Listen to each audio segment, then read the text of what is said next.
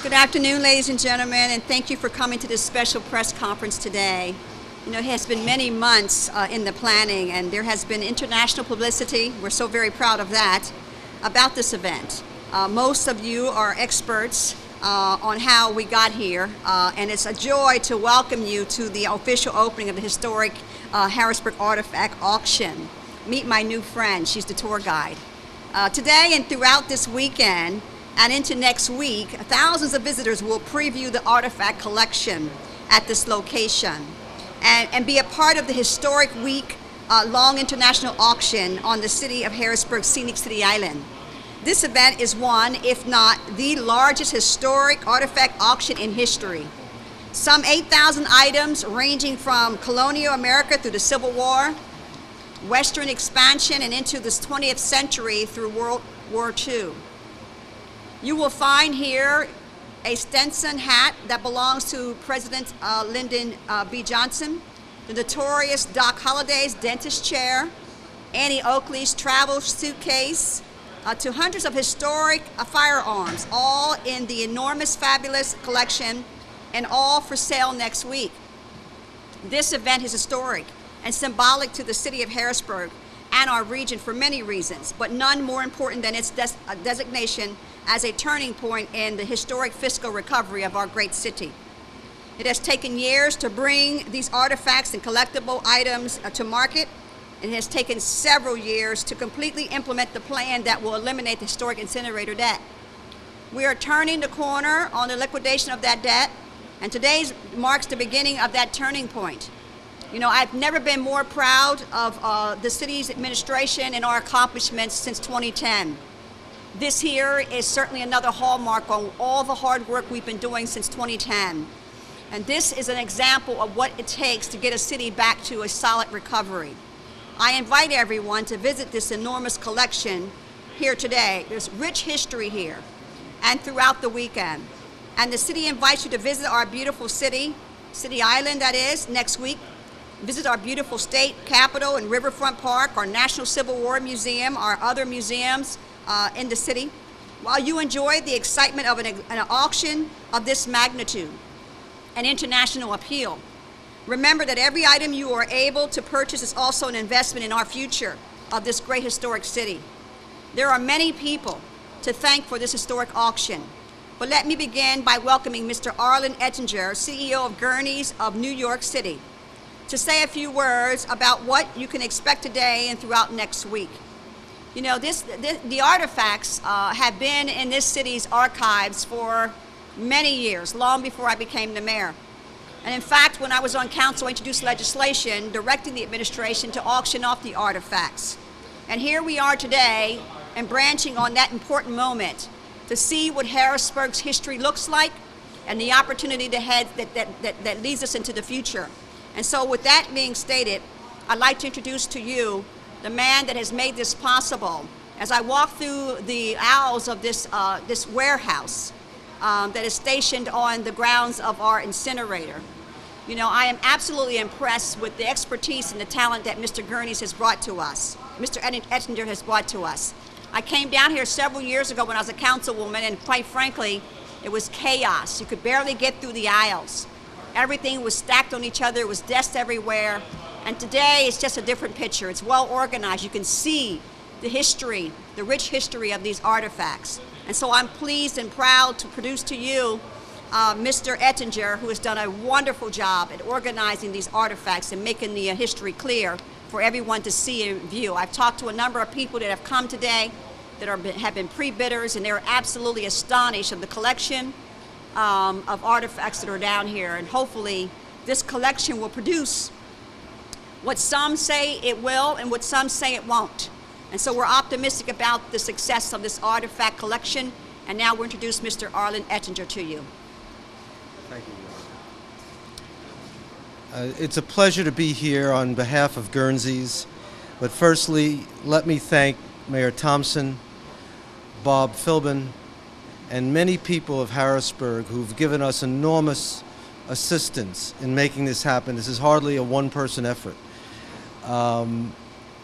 This, without exaggeration, is one of the largest auctions in history. I know that because Guernsey's is credited for having conducted the world's largest auction. And certainly as it relates to objects from the Old West, this is as big and as good as it has ever been. A little footnote, lest anybody think that the city's not going to do well at this event, I'm going to hand you the very first check to show that this is not in vain. This check was discovered this morning in a box, written to the city of Harrisburg in the year 1995 for $200. So good luck in cashing it, but there it is. Thanks, but no thanks. We'll frame it and make it a part of the historic Absolutely. sale. So it's already a winning effort. As I think you already know, the preview here at the D&D building and the Public Works complex is continuing through Sunday evening. So if you're watching this and you haven't made your way here, please do over the weekend. The auction itself is on City Island in a beautiful place and a wonderful place for a big auction. It starts Monday morning at 10 a.m. The doors open at 9 a.m. and then we'll run all week right through Sunday. People are invited to attend in person, but if you can't be there, you can join the many others who will be bidding in absentia by going to liveauctioneers.com or proxybid.com. Now, regarding those two sites, let me point out that as of about an hour ago, there were 7,180 registered bidders on those absentee bid sites.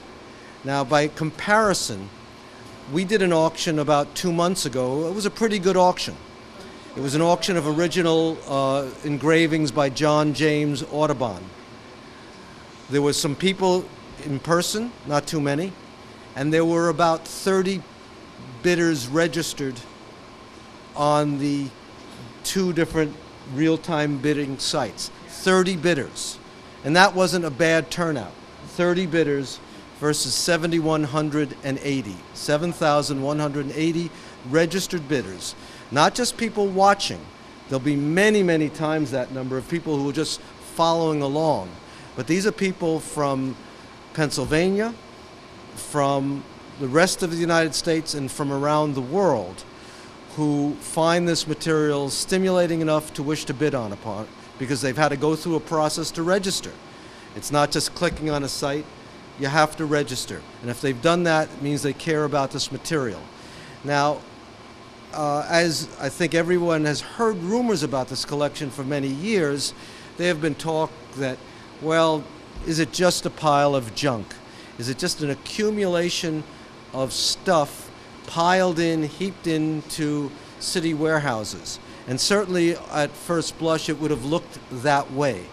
As the mayor has said, when you first came here, she was very, I think, generous in talking about how you had to make your way through the aisles. You had to be the mayor's dimensions to make your way through the aisles, because as someone who's considerably heavier than she is, I had a hard time making my way through the aisles. There really were no aisles. This concrete floor we're standing on, not the prettiest floor in the world, but you couldn't even see it then. You couldn't even come close to seeing the floor.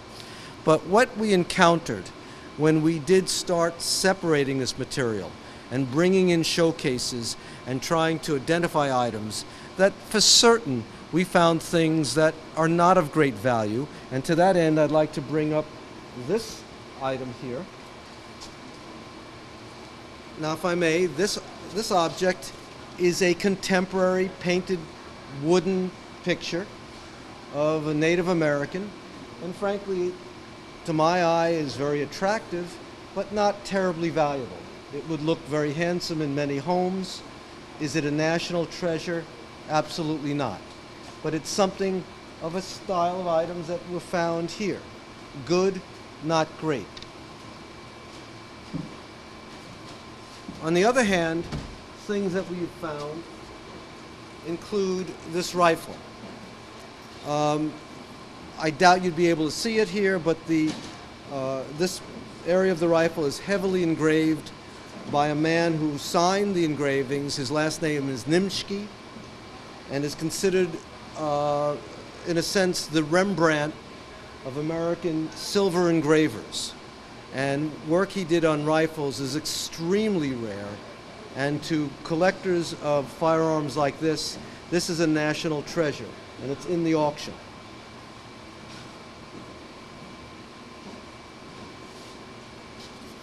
Just the other day, because discoveries continue to be made, this simple document that I'm going to show you came to light.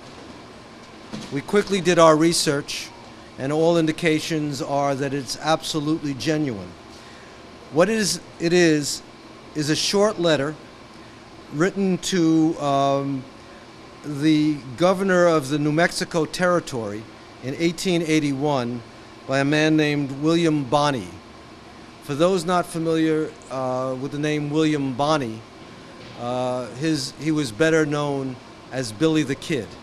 And here's a document written by Billy the Kid, one of the only ones known to exist in the world, that was found here as part of the Harrisburg collection, indicative of the many treasures that are part of this collection, and in part why we are so proud to be part of this.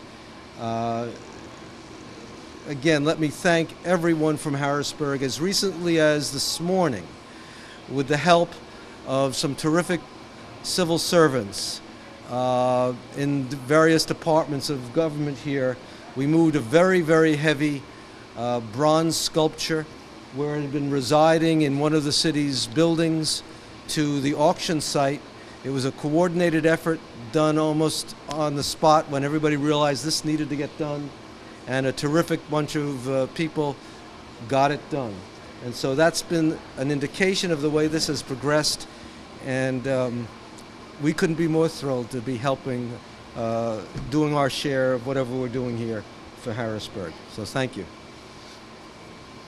If there are any questions for the mayor or myself? And just in closing, before we open up to questions, Arlen, you can have this check back since I can't cash it. I want the real ones. I'm giving it to Bob Philbin as a souvenir. We'll frame it and give that as a gift for someone who buys. So thank you again, Arlen. We want to thank Mr. Ettinger and his staff for their professional, and I want to thank the members of all the staff and all the city employees for making this event possible. So we thank the global media as well, who have brought attention to this event and stimulated global interest from international collectors. I want to thank the citizens of Harrisburg for their patience and perseverance throughout this process. And we want to thank and welcome everyone who wants to be a part of this great historic event, to bring your families down to the beautiful City Island. And throughout the auction week, there are millions of visitors traveling around our historic region right now. And this is a one chance in a lifetime event. And so we asked you to do not miss this event. So bring your families and bring your checkbooks, because there's lots of historic artifacts that you can purchase and have in your home or your business if you so choose to discuss history along the way with your children. Thank you all. And now we'll open it up for media questions. Mayor, what are you planning to bid on? I'm waiting for you, Emily. Again, we talked about Annie Oakley's suitcase. It's a Louis Vuitton, and I certainly am a Louis Vuitton lover. And whether I would have an opportunity to carry that big square a suitcase, that's a question that I would have to ask myself. Do I want to invest in that, at this time? So I have my eye on that, Emily.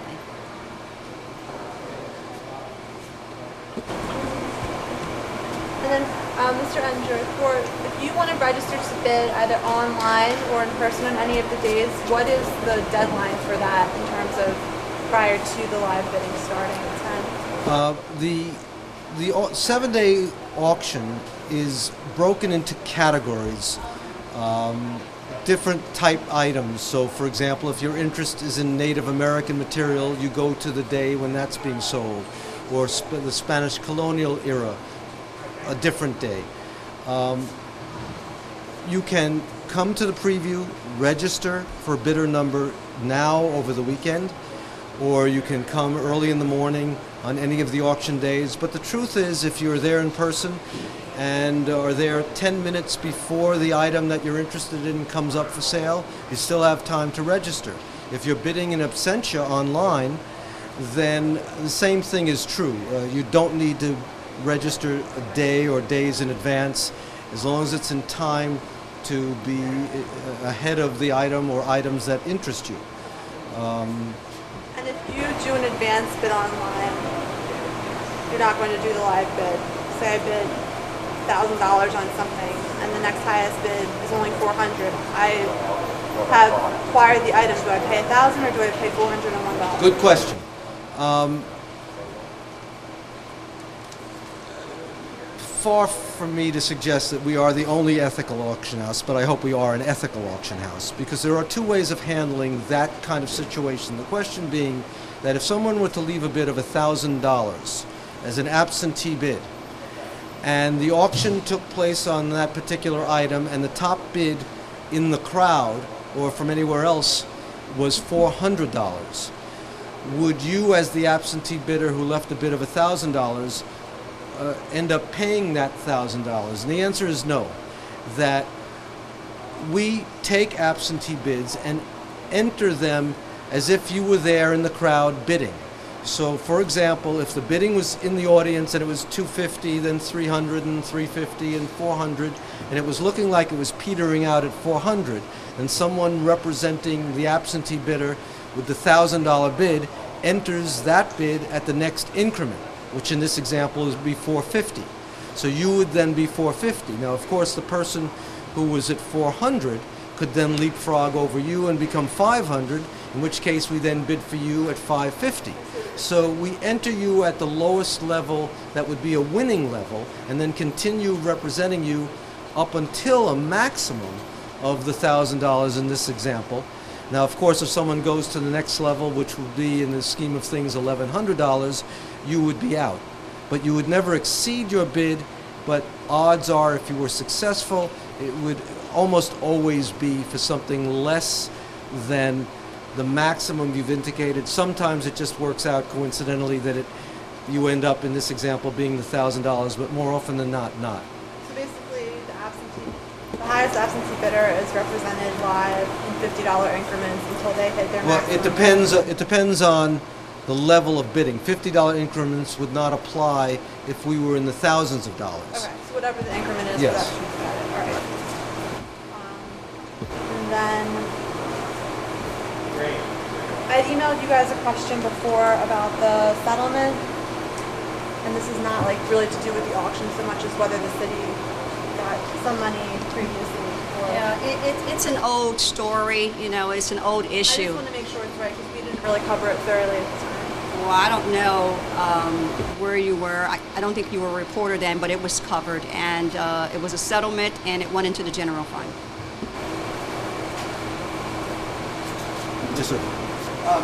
Question from the crowd, if possible. I'm a native Pennsylvanian, and I am so curious as to why the effort to keep this in Harrisburg or the state of Pennsylvania, why that could not have been accomplished. I mean, this is so significant, and for Harrisburg to have this and Pennsylvania to have this, it seems like such a giveaway to have this go now scattered all across the world. I'm just wondering if you could just define for me easily the amount of effort that would have been put forth. I mean, how hard was it to try to keep this here and do what the original purchaser thought he was going to be able to do with this? That is, keep it for the city, keep it for Pennsylvania, and have people enjoy it and come here and help the economy for all time.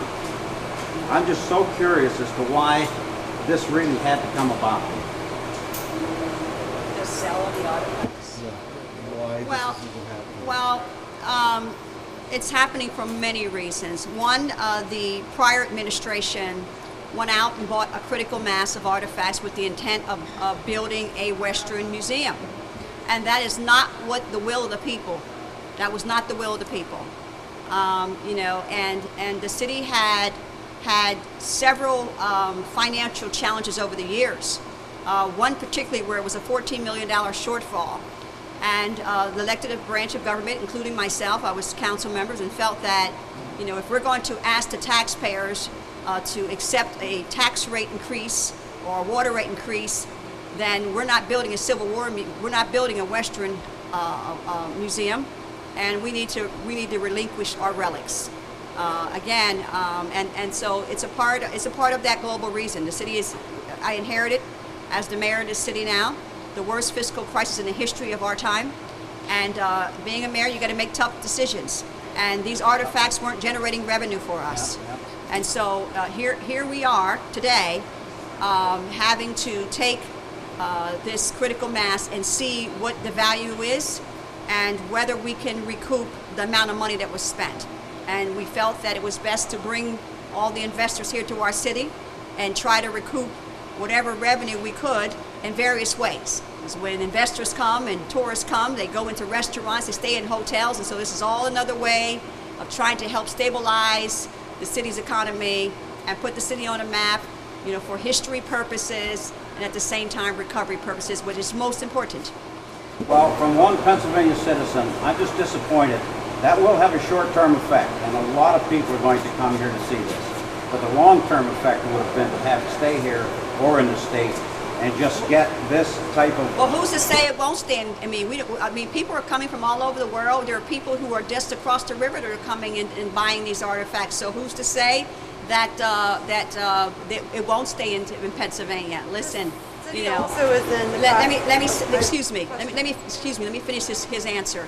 And again, are you willing to build a museum and put all this in and let tourists come? I would have liked the opportunity to have found somebody that would have done it. Well, again, the ideal is not lost. I mean, we don't know. We have well over 8,000 artifacts here. Who's to say that all of them will get sold? So maybe that's something we can still talk about. Thank you so much. You're for your welcome. answer. Can I appreciate add it. my comments to Sure, that? absolutely. Now, I'm not from the area. Sir, let me add a few little additional comments to that. First of all, as is evident, most of these things are not from Pennsylvania. But when we encountered them initially, and this was rumored, we had heard rumors of the existence of this collection over the years. It wasn't like a lightning bolt. All of a sudden we received a phone call one day, do you want to compete to be the auction house to sell this?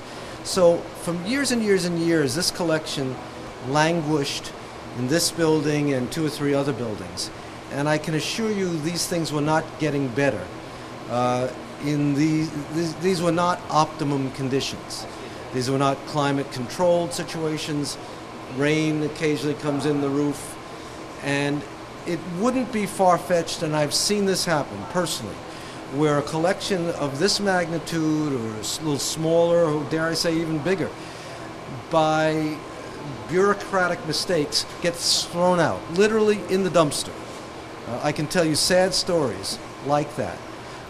So that to do this in as dignified a manner as possible is our goal.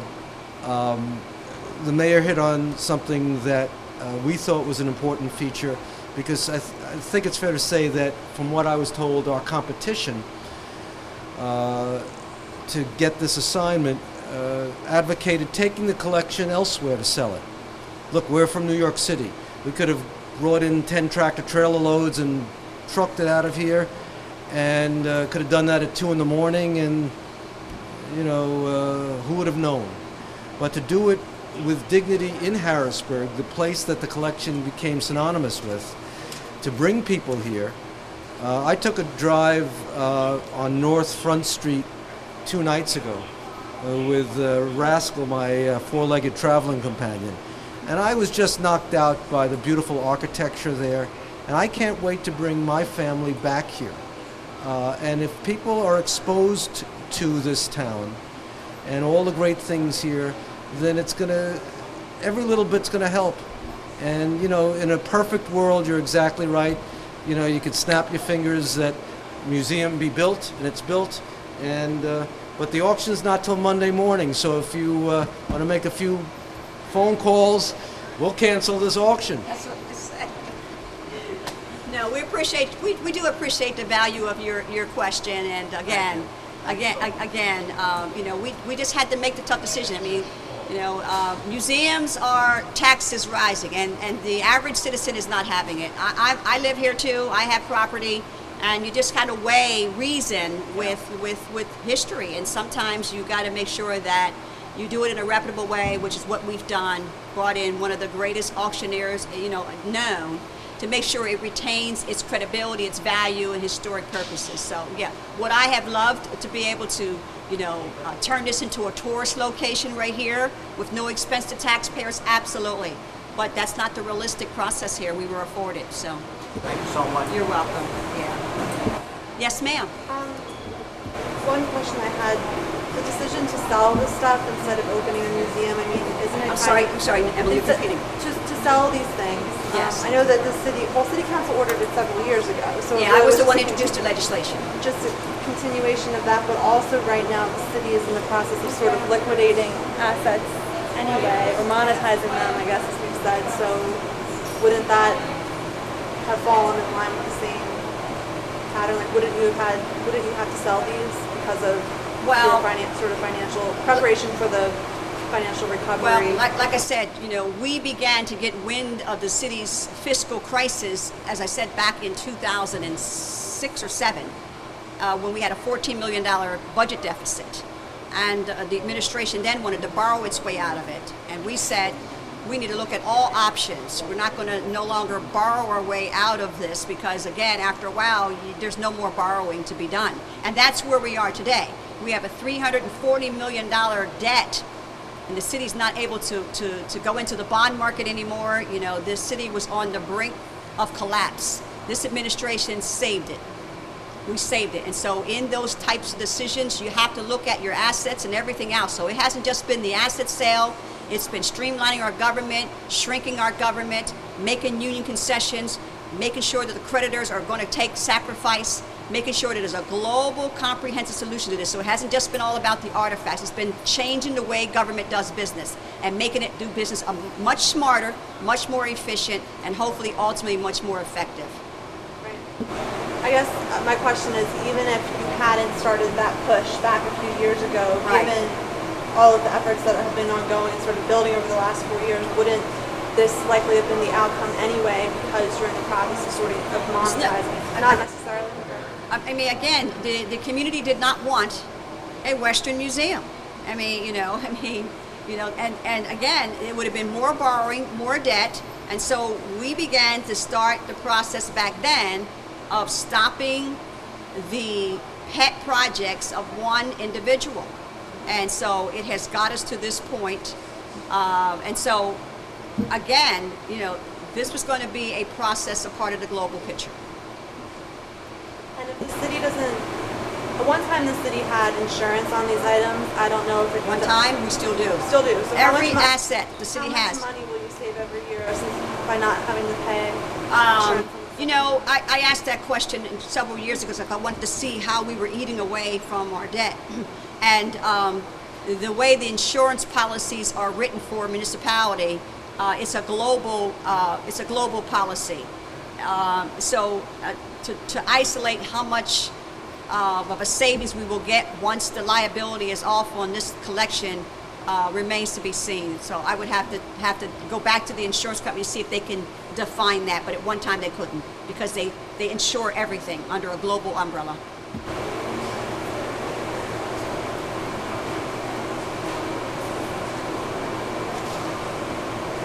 I think I'm all set. Okay, thank you. We look forward to seeing it start on Monday. Thank you, everyone. Thank you.